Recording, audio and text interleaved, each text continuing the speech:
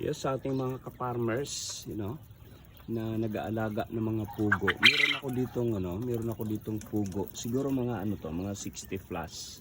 Kaya lang hindi ko alam nito kung ilan ang babae at kung ilan ang lalaki. Okay?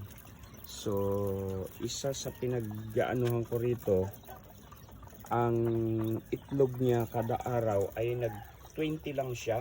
So, napakahina po ng production nito. 20 dati ay nung unang mangitlog sila nasa 30. Ngayon na lang nag 25, tapos ngayon 20 na lang sila. Nadagdagan pa ng bagong parang nadagdagan ko pa ng 4 na bago, no? So 2 babae, 2 lalaki ulit.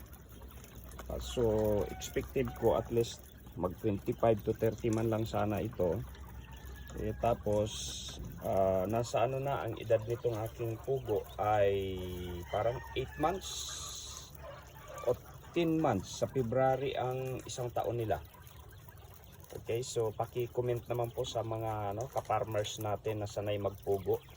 Anong dapat kong gawin? Ang pinapakain ko sa kanila ay quail layer mass. Yan yung pinapakain ko sa kanila.